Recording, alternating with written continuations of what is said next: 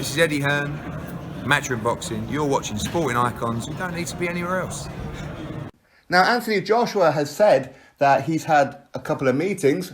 The first couple of meetings were to talk about his next move as far as does he take on Pulev, does he take on Usyk, can he keep his belts, does he have to vacate one, all that kind of stuff.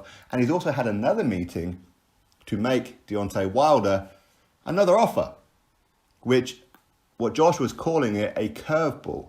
Because as we know, Wilder Fury, these guys are going to be fighting on February the 22nd, so not too far away now.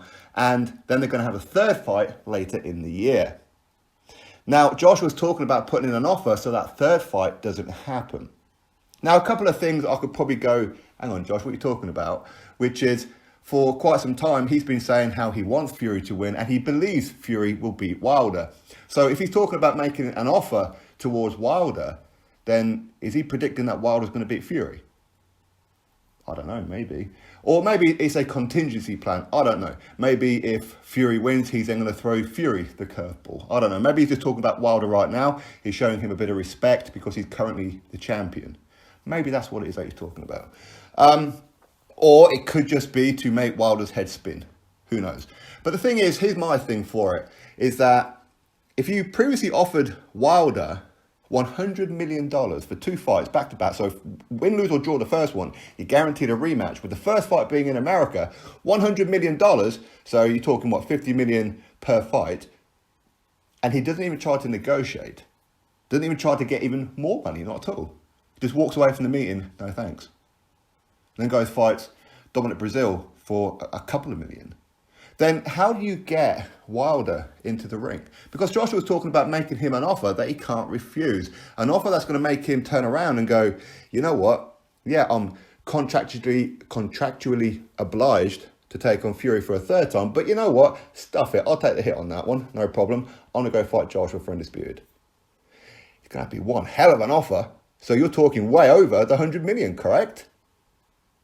That's insane. Now, Joshua's saying how the world would love to see him versus Wilder for Undisputed. And of course, he's absolutely correct. For a couple of reasons. Number one, Undisputed. Number two, people would love to see Joshua shut him up. Or they would love to see Wilder knock out Joshua. Whichever one it may be.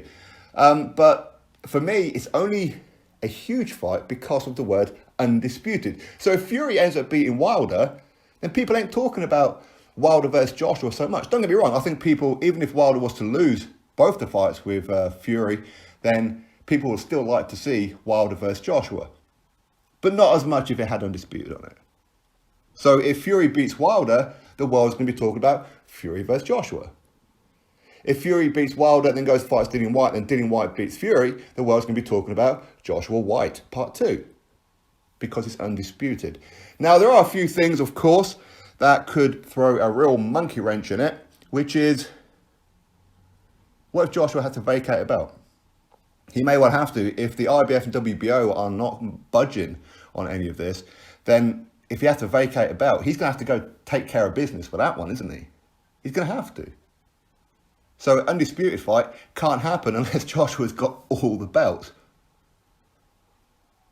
Or, for example, Usyk gets the vacant WBO belt, and then Wilder or Fury, whoever ends up winning that belt, goes after Usyk. Maybe, but it's still around the house robin, isn't it? I mean, that's pretty much how it is. It's going to have to be a round robin, this, that, and the other, to try and get all the belts together, so two people have all the belts between them, then them two fight. But with things how it is at the minute, because Joshua's a unified heavyweight champion, it's difficult to keep hold of all the belts. So, again, it's going to be very, very difficult. So how's he going to go fight Wilder for Undisputed if he has to vacate a belt? Because Wilder isn't going to fight Joshua unless it's for Undisputed. It's hard enough getting him in the ring for Undisputed and $100 million. If there's a belt less on the line, it's going to make it damn near impossible, isn't it? They could offer Wilder 50-50 all they like. Wilder ain't interested in Joshua. He ain't interested in Dillian Whyte. He ain't. He's only interested in Fury because he feels Fury can't knock him out. And that's not just an opinion, that's borderline fact. It's partial opinion.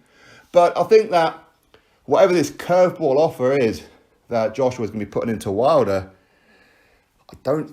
I can't see it happening. There's too many things that could stop it happening. Listen, I'm not behind the scenes, of course not. And of course, I'm not privy to any of the meetings or the details. But I can only presume that this offer will have to come in light of, first of all, Wilder winning, second of all, Joshua winning his one, and keeping all the belts, so he doesn't have to vacate. And it's going to have to be a hell of a lot more than the 100 million that was already offered. So much so that Wilder can turn down the Fury Part 3 fight. But if he does turn it down because there's a contract in place, he's going to have to vacate that title anyway. He's going to have to retire. If Fury says, no, we're having that third fight, and sticks to his guns, there's nothing in the world Wilder can do about it. Nothing in the world. You guys will remember Joshua and Andy Ruiz Jr. when Ruiz Jr. was apparently making it quite difficult to make a rematch. What was it that Eddie Hearn and most people inside boxing were saying? Well, if Andy Ruiz Jr. doesn't take the rematch, then he's going to have to retire. All the belts will be stripped from him, and he's going to have to retire. Because he can't fight nobody else except Joshua. That's what people are saying. So that will be the same situation where Wilder must fight Fury unless he's going to have to retire himself or vacate the belt. If he's still champion, of course. Anyway, so many ifs, buts and maybes. We'll have to wait and see. But either way, Joshua, he wants to make undisputed. But again, is that his way of predicting that Wilder's going to beat Fury? I don't know. Because he did say previously that he believes that Fury is going to beat Wilder. But anyway, we'll have to wait and see what happens. Josh is going to be putting in an offer that is apparently a curveball. Drop your thoughts below, click thumbs up and subscribe. Catch you all on the next video.